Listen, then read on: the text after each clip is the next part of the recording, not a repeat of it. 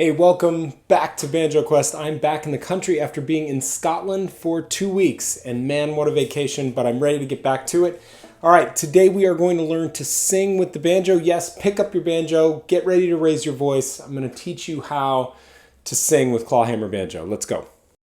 All right, so in order to help you guys learn how to sing with the banjo, I've broken down my process into several very simple steps. We're going to bite off a very small chunk of Let Me Fall, and we're going to simplify the banjo part, and then we're going to learn how to sing with it. We're not going for musicality yet. We're just going for mechanics. So take small steps with this, get this part down right, and then we'll move on to the musicality later.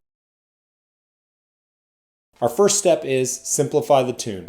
That's number one. Second step is learn the pitches. Learn how to sing the pitches with the strings that you're playing at the same time that you're singing. And then the third is to put it all together and loop it. Let me show you step number one. Simplify the banjo part.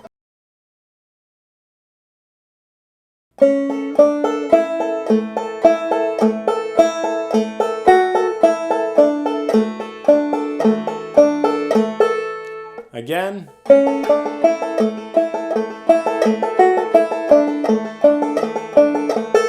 So that's it. Super easy. Memorize this first. Don't proceed to the second step until you've got this part down pat. So the second part of learning how to sing with the banjo is to get our lyrics ready. In this case, oh me, that's easy to remember and easy to enunciate. In this case, we're going to match on all three of the first downstrokes. Oh me. So work on just that for a little while. Take out the thumb stroke if you need to do that, like this. Oh me. Oh me. I'm holding my notes true. I'm not diving down at the end of the notes. You'll probably realize in Camp Creek Boys, Fred Cockerham is really scooping all over the place with his voice. That's a stylistic choice. We're not going to do that right now. We're going to worry about style later. Remember, we're going for mechanics, not musicality in the beginning of learning this process. So get the notes true and hold them true to the end. Something I hear a lot in singers is a gliss down at the end of the phrase. So for example, I hear this a lot. Oh me, where there's a gliss down. Don't do that. Hold the note true all the way through. Get those pitches. Oh, separate them out completely separate if you need to. Oh, oh, me.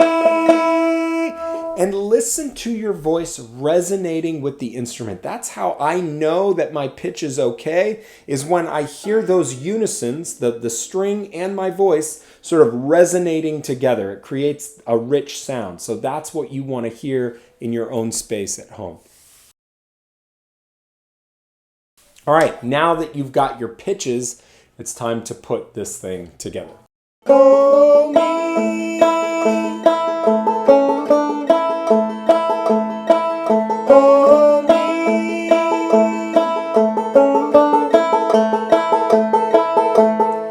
Giving yourself room after every sung phrase, play it through with just the banjo, is better than just singing it as a loop the whole way through. You've run out of breath, and breath for singing is so important. Take a deep breath before you sing your phrases and support the notes with your diaphragm. So kind of tighten things up and project a little bit. Also, make sure you're not playing your banjo too loudly. You want it to be loud enough so that you can hear the notes, but when you're singing your verses, you want to be able to play quietly so your vocals pop when you're playing for somebody. That's really critical. Let's move on to the second phrase. So now I'm going to match that with my voice like we did in step 2. Oh, my.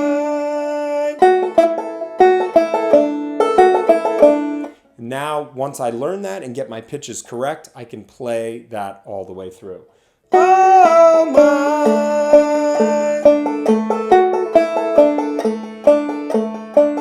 Oh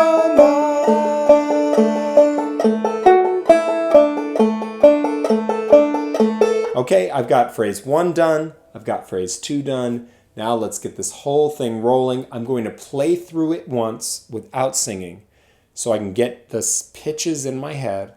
Then I'm going to sing, and then I'll play without singing and then sing again. Nice and slow. Slowness is key to learning how to do this.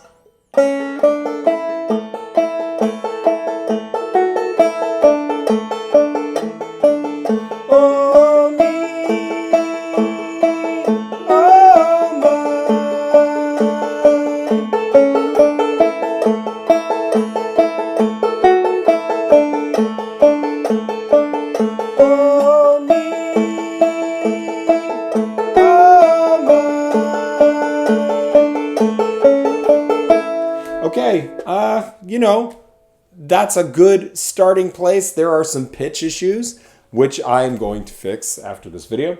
And this is what it might sound like if you're to play it a little bit faster and a little bit more musical.